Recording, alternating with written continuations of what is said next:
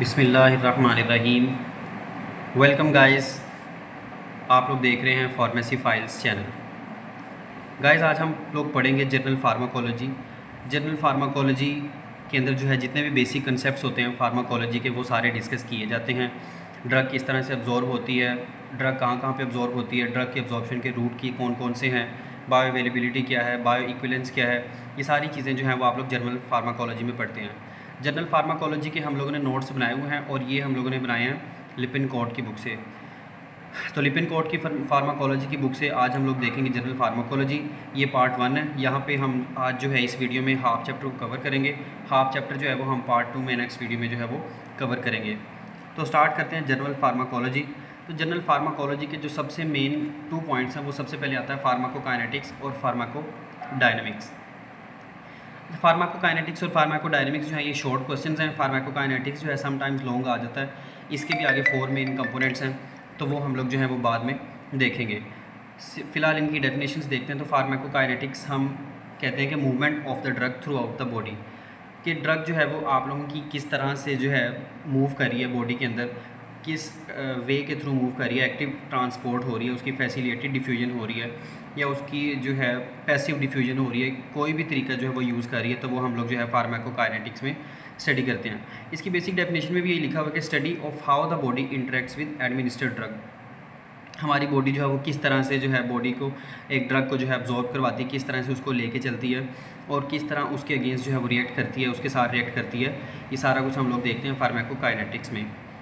इसके बाद एक टॉपिक आता है फार्माकोडायनेमिक्स। फार्माकोडायनेमिक्स की सिंपल सी अगर आप लोग डेफिनेशन या इसका अगर मतलब समझना चाहें तो फार्माकोडायनेमिक्स हम लोग कहते हैं biological response of the drug.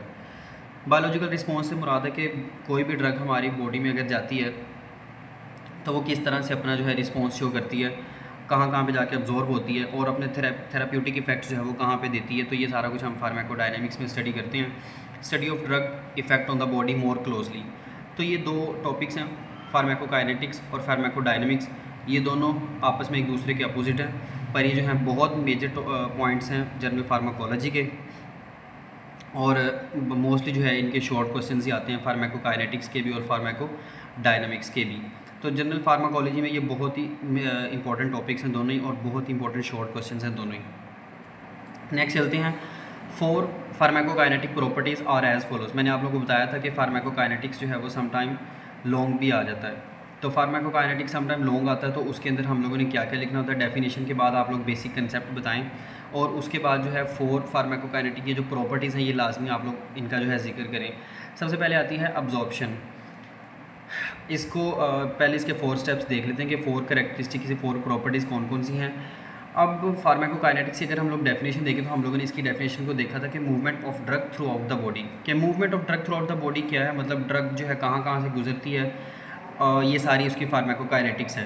अब अगर इसकी 4 करेक्टरिस्टिक देखें, 4 प्रॉपर्टीज़ देखें फार्माकोकाइनेटिक्स की, तो वो भी सेम इससे रिलेटेड है। ड्रग जो है सबसे पहले अब्जॉर्ब होती है, फिर उसके बाद उसकी डिस्ट्रीब्यूशन होती है पूरी बॉडी में, टिश्यूज़ में, सेल्स में, फिर उसके बाद जो है वो मेटाबोलाइज होती है। मेटाबोलाइज होने के बाद एक लास्ट पे इसका जो करेक्टरिस्टिक है, प्रॉपर्टी है, वो आती है एलिमिनेशन। तो इनको हम एक एक करके देख लेते हैं। अब्जॉर्प्शन का जो मतलब है, अब्जॉर्प्शन का मतलब है कि enter of the drug into the plasma. मतलब हमने कोई भी ड्रग जो है वो ले ली है, हमने कोई भी ड्रग खा ली है, मेडिसिन ले ली है, अब उसने जो है अब्जॉर्ब होना है ब्लड के अंदर। ब्लड के अंदर प्लाज्मा है, तो प्लाज्मा के अंदर जो है ड्रग ने अब्जॉर्ब होना है। अब्जॉर्ब होने के बाद उसका जो नेक्स्ट पॉइंट है वो है distribution. Drug leaves the blood stream and enters into the interstitial and intracellular fluid. ठीक है, ये हमारा जो है ब्लड है। अगर हम इसको देखें तो ये हम इसको अगर मानते हैं कि ये हमारी जो है ब्लड स्ट्रीम है, ये हमारी कोई भी वेन है। ठीक है, अब वेन से निकलने के बाद जो है ब्लड ने सेल्स में या फिर इंट्रासेलुलर स्पेसिस, जितनी भी सेल्स के इर्द गिर्द जो स्पेसिस हैं उनके अंदर जो है ड्रग ने जाके अब्जॉर्ब होना है, डिस्ट्रीब्यूट होना है। सबसे पहले डिस्ट्रीब्यूट होना है। अच्छा, डिस्ट्रीब्यूट के बाद आगे चीज़ आती है मेटाबॉलिज्म। मेटाबॉलिज्म का मतलब होता है break down of drug into the liver और अदर टिश्यूज़। अब मेटाबोलाइज, अब हमने जो भी फॉर एग्जांपल ये हमने मेडिसिन खाई है, ये हमारी मेडिसिन है, हमने इस मेडिसिन को खाया, अब ये जाके जब तक अंदर जाके मेटाबोलाइज नहीं होगी, सिंपल पार्ट्स में जो है ब्रेक डाउन इसकी नहीं होगी, तब तक जो है हमें इसके आगे थेराप्यूटिक इफेक्ट्स जो है हमें नहीं मिलेंगे। तो थेराप्यूटिक इफेक्ट्स के लिए सबसे पहले ज़रूरी है कि हम लोग जो है ड्रग जो हमारी बॉडी में मेटाबोलाइज हो। मेटाबोलाइज का मतलब ब्रेक डाउन हो, मतलब उसकी कम्प्लेक्स से सिंपल पार्ट्स के अंदर जो है वो ब्रेक डाउन हो, ताकि हमें थेराप्यूटिक इफेक्ट्स मिल सकें। ज़ाहिर बात है, कोई भी हम मेडिसिन खाते हैं, कोई भी गोली खाते हैं, कोई भी हम जो है कैप्सूल खाते हैं, कोई भी पिल खाते हैं, कोई भी सिरप पीते हैं, जब तक वो अंदर जाके अपने जो है सिंपल कंपोनेंट्स में डिवाइड नहीं होती, तब तक जो है वो उसकी मेटाबॉलिज्म नहीं होती, और जब तक मेटाबॉलिज्म नहीं होती तब तक हमें उसके थेराप्यूटिक इफेक्ट्स जो हैं वो हमारी बॉडी को नहीं मिलते। हम अभी देख रहे हैं, आप लोगों ने इस चीज़ को भूलना नहीं है, 4 फार्माकोकाइनेटिक प्रॉपर्टीज़ को हम देख रहे हैं। सबसे पहले अब्जॉर्प्शन है, फिर डिस्ट्रीब्यूशन, फिर मेटाबॉलिज्म, इन तीनों को हमने देख लिया है, और लास्ट पे आता है एलिमिनेशन। एलिमिनेशन के नाम से ही ज़ाहिर है, removing out of the drug from the body into urine, bile और फीसिस। एलिमिनेशन का मतलब है कि ड्रग है उसने हमारी बॉडी के अंदर जो है जब अब्जॉर्ब होगी, उसने अपने थेराप्यूटिक इफेक्ट्स दे दिए हैं, अब उस ड्रग ने जो है वो उसके वेस्ट कंपोनेंट्स ने बाहर तो निकलना है। बाहर किस तरह से निकलना है? यूरिन के थ्रू निकलना है, बाइल के थ्रू निकलना है, या फिर फीसिस के थ्रू निकलना है। किसी भी तरीके से आप लोग जो है वो ड्रग जो हमारी बॉडी से जो है एक्सक्रीट आउट हो जाती है। हम इसको एक्सक्रीशन कह सकते हैं, इसको एक्सक्रीशन ऑफ ड्रग कह सकते हैं। एलिमिनेशन को हम एक्सक्रीशन ऑफ ड्रग कह सकते हैं। मतलब कि हमारी बॉडी है, कोई भी बॉडी से जो है ड्रग ने जब बाहर निकलना है तो उसको हम क्या कहते हैं? एलिमिनेशन। ये एलिमिनेशन है। फिर हम देखते हैं रूट्स ऑफ ड्रग एडमिनिस्ट्रेशन के, मतलब हमने किस किस तरह से जो है कौन कौन से वे से जो है वो ड्रग लेनी है। तो ड्रग लेने के जो है 3 मेजर तरीके हैं। सबसे पहले नंबर पे आ जाता है एंटीरल। एंटीरल का हमने मेंशन किया हो कि ये माउथ से जो है ड्रग ली जाती है। माउथ के जितने भी मतलब तरीके, हम कोई भी गोली लेते हैं, कोई भी हम कैप्सूल लेते हैं, कोई भी सिरप पीते हैं, तो वो सारे एंटीरल में आ जाते हैं। सेकंड पे आ जाता है पेरेंटरल। पेरेंटरल में हमारे आ जाते हैं बाय इंजेक्शन, हमें मेंशन किया हुआ है बाय इंजेक्शन। तो पेरेंटरल में आते हैं जितने भी हम इंजेक्शन लेते हैं, चाहे वो आईवी है, चाहे आईएम है, इंट्रावेंट्रिकुलर है, इंट्रामस्कुलर है, तो वो सारे जो है इंजेक्शंस वगैरह जो है वो हमारे पेरेंटरल में आ जाते हैं। ठीक है। और लास्ट पे आ जाते हैं अदर वेज। अदर वेज में आ जाते हैं ओरल इन्हेलेशन, नज़ल इन्हेलेशन, फिर उसके बाद है इंट्राथीकल, फिर टॉपिकल, और फिर उसके बाद ट्रांसडर्मल, और फिर रेक्टल। इनको बारी बारी हम डिस्कस करेंगे। तो फिलहाल अभी आप लोगों को पता नहीं चाहिए कि हम क्या पढ़ रहे हैं, routes of drug administration. Drug जो है हमारी बॉडी में किस किस तरह से जा सकती है, हम किस किस तरह से ड्रग लेते हैं, आप लोगों को पता है। सबसे पहला तरीका है एंटीरल। एंटीरल का मतलब है हम कोई भी ड्रग माउथ के जरिए लेते हैं, फिर कोई भी ड्रग का इंजेक्शन दिया जा सकता है, या फिर जो है अदर वेज जो है वो भी हम डिस्कस करेंगे। एंटीरल में सबसे पहले आता है ओरल। ओरल का मतलब है हम कोई भी गोली खाते हैं, कोई भी मेडिसिन, कोई भी कैप्सूल वगैरह खाते हैं, कोई भी सिरप वगैरह पीते हैं, तो वो हमारे ओरल में आ जाता है। और ओरल किसका हिस्सा है? एंटीरल का, बाय माउथ। अच्छा, ओरल में आगे 2 तरह की मेडिसिन होती हैं। एक तो इंटेरिक कोटेड होती है, जिनके ऊपर जो है कम्प्लीटली कोटिंग की होती है। ये फॉर एग्जांपल ये हमारी मेडिसिन है, और इसके ऊपर एक कम्प्लीटली कोटिंग की होती है किसी भी लेयर की, ताकि वो जो है लेट अब्जॉर्प्शन हो। अब ये कोटिंग इसलिए की जाती है ताकि लेट अब्जॉर्ब हो। अब हम क्यों ड्रग को लेट अब्जॉर्ब करवाना चाह रहे हैं? हम ड्रग को लेट अब्जॉर्ब इसलिए करवाना चाह रहे हैं ताकि हमें उसके लॉन्ग टर्म इफेक्ट्स मिल सकें। मतलब एक ड्रग हमने खाई है, वो फ़ौरन से जो है वो एलिमिनेट ना हो जाए हमारी बॉडी से, बॉडी में गई, अब्जॉर्ब हुई फ़ौरन से, फिर उसके बाद जो है डिस्ट्रीब्यूट हुई, डिस्ट्रीब्यूट के बाद मेटाबोलाइज हुई, मेटाबोलाइज के बाद फ़ौरन से एलिमिनेट होगी। ये चीज़ हमें नहीं चाहिए। हम उसके लॉन्ग टर्म इफेक्ट्स चाहते हैं कि हमारी बॉडी को जो है, अगर हमने एक गोली खाई है तो हमें तकरीबन उसके 5 से 7 घंटे तक जो है उसका हमें रिज़ल्ट मिल सके, उसके थेराप्यूटिक इफेक्ट्स जो है वो हमें मिल सकें। इंटेरिक कोटेड इसीलिए की जाती है ताकि जो ड्रग है फ़ौरन से अब्जॉर्ब ना हो सके। फिर इसका एक दूसरा तरीका ये है कि हम क्यों करवाते हैं इंटेरिक कोटेड। मतलब इंटेरिक कोटेड इसलिए करवाते हैं क्योंकि बाज़ मेडिसिन जो होती हैं उन्होंने जाके स्मॉल इंटेस्टाइन में जो है अब्जॉर्ब होना होता है। स्मॉल इंटेस्टाइन में अब्जॉर्ब होना होता है, तो हम उसके ऊपर कोटिंग इसलिए कर देते हैं ताकि वो जब ब्लड से गुजरे, तो जब वो स्टमक से गुजरे, तो स्टमक की जो है स्टमक का जो एसिड है वो उस मेडिसिन को हार्म ना करे, उसको नुकसान ना पहुंचाए, और वो जाके स्मॉल इंटेस्टाइन में या लार्ज इंटेस्टाइन में या कहीं पे भी जाके वो अब्जॉर्ब हो या फिर डिस्ट्रीब्यूट हो उसके जो भी एक्टिव इंग्रेडिएंट्स हैं। फिर नेक्स्ट पे आ जाता है एक्सटेंडेड रिलीज़। एक्सटेंडेड रिलीज़ के अंदर भी जो है हम बाज़ का कोटिंग कर देते हैं, या बाज़ का मेडिसिन की फॉर्मुलेशन इस तरह की जाती है कि वो लेट अब्जॉर्ब हो हमारी बॉडी में। लेट अब्जॉर्प्शन का मैंने आप लोगों को बता दिया कि लेट अब्जॉर्प्शन हमें क्यों चाहिए। लेट अब्जॉर्प्शन इसलिए चाहिए क्योंकि हम जो है लॉन्ग टर्म इफेक्ट्स चाहिए होते हैं। फ़ौरन से अगर ड्रग हमारी बॉडी में जाएगी और फ़ौरन से एलिमिनेट हो जाएगी, तो इस चीज़ का हमारी बॉडी को कोई ख़ास फ़ायदा नहीं होगा। हमें एक्सटेंडेड रिलीज़ वाली मेडिसिन चाहिए। फिर सबलिंगुअल और बक्कल हैं, ये भी हम ऑरल पढ़ रहे हैं, बाय माउथ एंटीरल।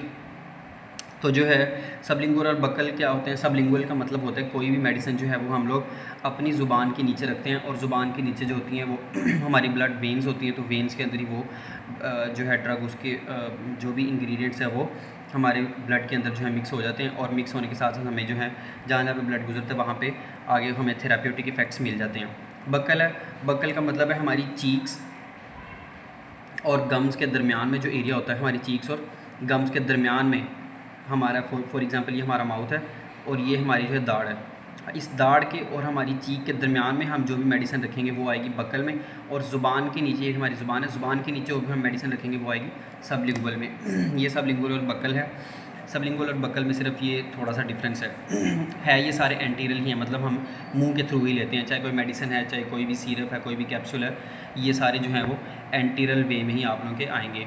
फिर दूसरे नंबर पे आते हैं पेरेंटल। पेरेंटल का हमने मेंशन किया हुआ है, ये बाय इंजेक्शन होते हैं। कोई भी हमें इंजेक्शन लग जाए, हमारी वेन्स में लग जाए, हमारे मसल्स में लग जाए, सबक्यूटेनियस हमारे डायरेक्ट टिश्यूज़ में लग जाए कोई भी इंजेक्शन, तो वो हमारे किस में आता है, पेरेंटल। ये सारे वेज जो हैं हम लोग अभी आगे जाके डिस्कस करेंगे डिटेल में। फिर तीसरे नंबर पे आता है अदर वेज। अदर वेज में कौन कौन से आ जाते हैं, ओरल इन्हेलेशन है, नज़ल इन्हेलेशन है, इंट्राथीकल है, टॉपिकल है, ट्रांसडर्मल है और उसके बाद रेक्टल है। तो ये अदर वेज हैं, मतलब इनके अंदर ना तो हमारे मुंह का यूज़ होता है, ना कोई जो है इंजेक्शन का यूज़ होता है, बल्कि ये अलहदा ही तरीके हैं, और इनको हम ये सारे जितने भी रूट्स ऑफ ड्रग एडमिनिस्ट्रेशन है ये हम लोग आगे जाके इसको डिटेल्स में डिस्कस करते हैं।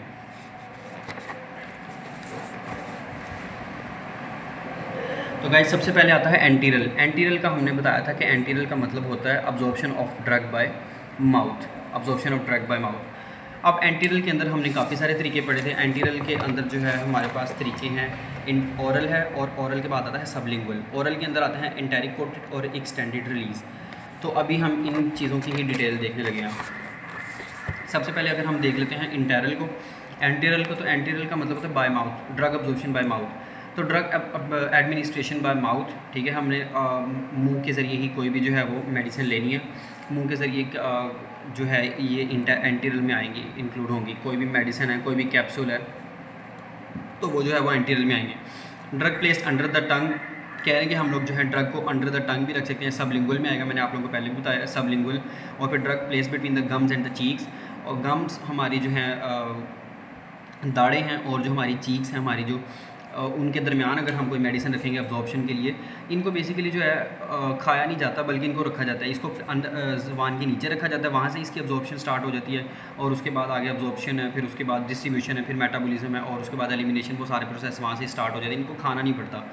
दूसरी तरह ये बक्कल कैविटी सॉरी, ये जो है बक्कल अब्जॉर्प्शन है। बक्कल अब्जॉर्प्शन में क्या करते हैं कि गम्स और चीज़ के दरमियान में हम लोग जो हैं वो किसी भी ड्रग को रखते हैं, वहाँ से उसकी जो अब्जॉर्प्शन स्टार्ट हो जाती है। अब्जॉर्प्शन के बाद जो है हम लोगों ने पीछे देखा हुआ है कि अब्जॉर्प्शन के बाद क्या होती है, डिस्ट्रीब्यूशन होती है, डिस्ट्रीब्यूशन के बाद एलिमिनेशन होती है, और मेटाबॉलिज्म जो है, फिर मेटाबॉलिज्म के बाद एलिमिनेशन होती है। एंटीरल पार्टियाँ बाय माउथ, तो बाय माउथ में सबसे पहला तरीका आता है ओरल। ओरल का मतलब भी बाय माउथ ही है। अब आप लोगों को जो है ये जितने भी पॉइंट्स दिए गए, जितने भी जो है आप लोगों को ये दिखाया जा रहा है स्क्रीन के ऊपर, इसका आप लोग स्क्रीनशॉट ले सकते हैं, और पेपर में जो है आप लोग यही कुछ सारा लिख सकते हैं।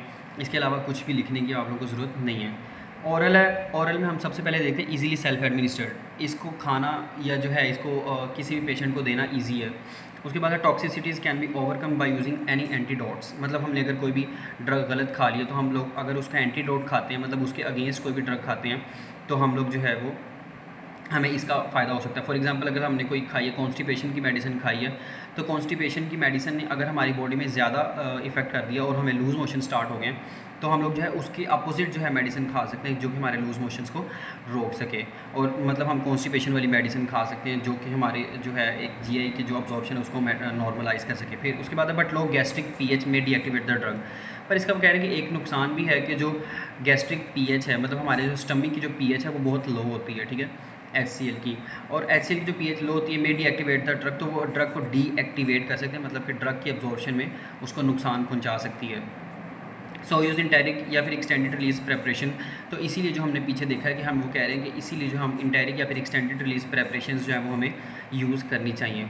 एक्सटेंडेड रिलीज़ या फिर एक्सटेंडेड रिलीज़ जो है या इंटेरिक कोटेड हमें क्यों यूज़ करनी चाहिए, मैंने आप लोगों को पहले बताया कि इंटेरिक कोटेड हमें यूज़ करनी चाहिए ताकि जो है हमारी जो अब्जॉर्प्शन ड्रग में स्टमक में ना हो बल्कि आगे जाके स्टमक में हो, सॉरी लार्ज इंटेस्टाइन में हो।